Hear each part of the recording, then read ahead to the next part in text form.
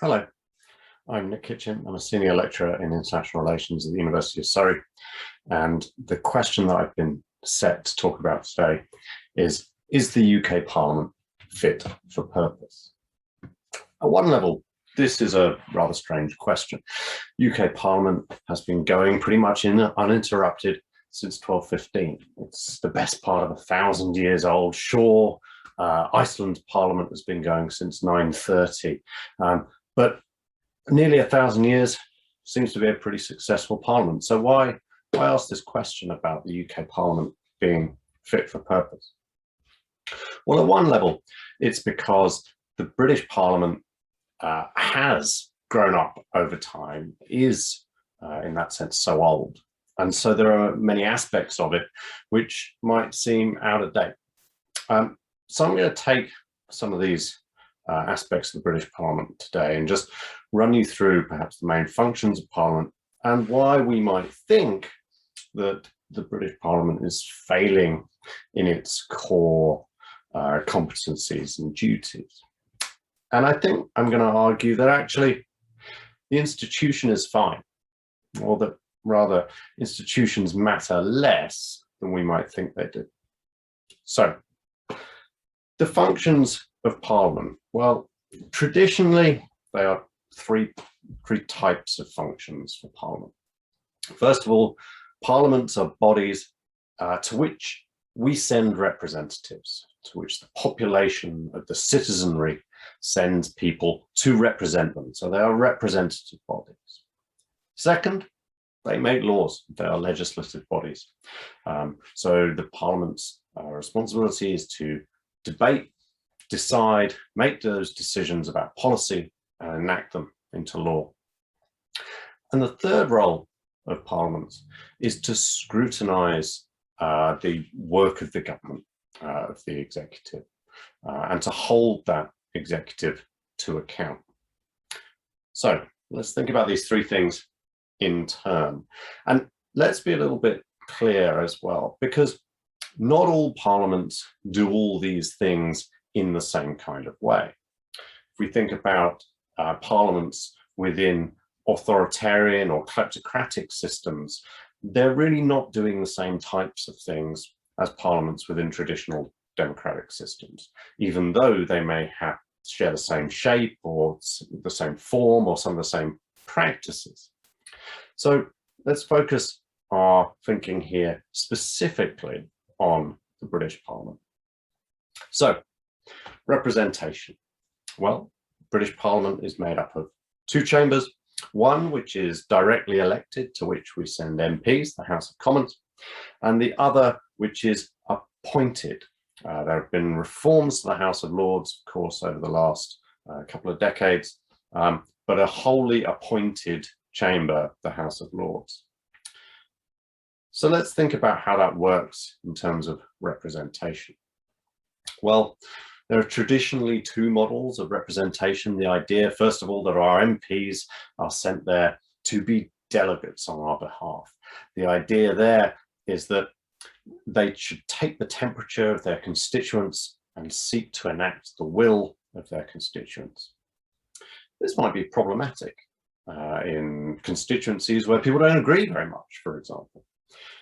It might also be problematic where the MP holds particularly strong views, and particularly strong views that are divergent from the views of the majority of his constituents, his or her constituents. This was the case for Edmund Burke, who, as an MP for Bristol, was charged by his constituents with voting against laws or bills that proposed to restrain the slave trade, which was making Bristol a very rich city at the time. And Burke said, no, I cannot, with my conscience, my ethics, vote with my constituents. I will instead vote with my conscience. And this, what we call the Burkean model, the trusteeship model of representation, says that we send someone to Parliament and we allow that person to act as they think best in the best interests of their constituents. Now, the tensions between these two things are present in any parliamentary system. And in the UK, I think those tensions can play out quite a lot. Fidelity to party versus fidelity to perhaps local interests. And of course, elections allow us periodically to decide to change our representatives. I think there may be a bigger issue, though, around representation in the UK Parliament today. And that's not, you might be surprised to hear, the fact that the second chamber isn't representative at all. You know, the second chamber is appointed by government. We take a small selection of our representatives and we give them power to appoint life peerages to individuals. And interestingly, the House of Lords as a kind of representative function actually recognizes that it doesn't have representative legitimacy and so defers to the representative chamber, the Commons, ultimately in terms of the passage of legislation. So I think there's less of a problem with the House of Lords, as anachronistic as it may look, than there is with something else in British democracy in terms of representation, and that is this. Since the devolution reforms, British democracy is unfair. If you are a Scottish MP, you get to vote on English issues. So Scottish constituents have a representative voting on English issues. If you are an English MP, your constituents do not get a say over issues that are the preserve of the Scottish Parliament. So the fact that there is a Scottish Parliament, a Welsh Parliament, a Northern Irish Parliament, but not an English Parliament, creates a representation problem for the UK Parliament. And I think that's pretty significant. I think it's driving quite a lot of our contemporary politics. So that's representation. Legislation. Let me think about that for a little bit. It's the responsibility of Parliament to pass laws and to create laws that are well written and function to the policy ends that they are supposed to. How well does Parliament do that? Well, at one level, very well. It has well-trained and experienced clerks whose responsibility is to actually draft the legislation. It has a lot of experience in certain places within the Parliament, although they're mostly in the House of Lords in terms of the understanding of law. But actually, very few of our MPs have a great deal of experience or knowledge, expertise in the law itself. And you might think that that's a problem. Another issue around Parliament's role as a legislative body is that the UK Parliament is not separated from the executive, unlike in a number of systems, for example, the United States, where the executive is in the White House, the president, and the legislative is in Congress. Here we take our executive from our legislative and they sit in the same place and they vote together. And this creates issues around majorities and around whipping within the chamber that may concern us in terms of the extent to which Parliament as a legislative is concerned primarily with passing good laws, as opposed to being concerned primarily with delivering executive outcomes. So that's something that we might think about as in terms of this question of whether Parliament's fit for purpose. The third area that we might think about, the third function of Parliament, is scrutiny. And it's the job of Parliament to scrutinise the executive. And as we seen from the fact that the executive resides within Parliament, this again may create issues. It may create opportunities at the same time. There's easy to see a kind of opposition scrutiny going on when the leader of the opposition and the Prime Minister face each other across the dispatch box of Prime Minister's questions.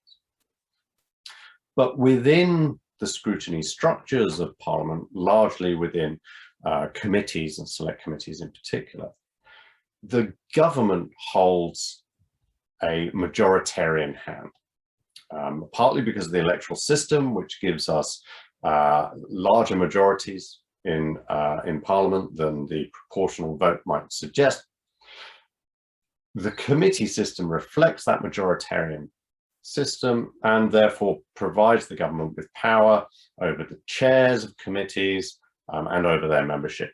And that might lead us to think that these committees are therefore structurally constrained from being a particularly effective scrutinizing force. So there's some of the problems. Let's think a little bit about whether in practice they really prevent the UK Parliament from being fit for purpose and executing its functions as best it should. I said a little bit about the House of Lords. To my mind, the House of Lords probably functions as the best part of Parliament for deliberation of legislation and for scrutiny of the government. It is full of expertise, it's full of serious people, it's full of people who are disconnected from electoral politics and as a result are interested in Parliament and its process first and foremost. They're not concerned about having to fight for their seats, win re-election, and all of these political things, pander to the media. So there's one aspect in which one of the perhaps most troublesome aspects of Parliament in terms of representation, the Lords and its permanence, actually gives us particular benefits in terms of the other functions of deliberation of legislation and scrutiny. I think the other thing I would say about Parliament is that within Parliament there are some very, very good MPs. Some MPs whose work on select committees is particularly diligent. Some MPs whose use of questions in the House is designed to hold the government to account. Some MPs who have particular policy interests and expertise in areas that allows them to bring that to the passage of legislation. But the problem with the UK Parliament is a problem that is similar to any parliament. Wherever you build an institution of democracy, you will have this same problem, and that is this. Ultimately, the people within that institution charged with carrying out its functions are put there by the citizenry. And the citizenry may not make the best decisions. They may not elect people with expertise. They may not elect people of good character. They may not elect people with relevant experience. And as a result, we may have an institution that doesn't function as well as it might, because the individuals who make it up are neither sufficiently capable or sufficiently concerned with making that institution function.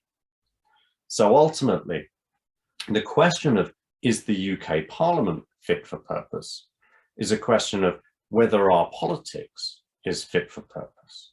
It's a question of whether we as citizens are prepared to make that body function as best it could, by sending the right type of people with the right type of motives to represent us within it.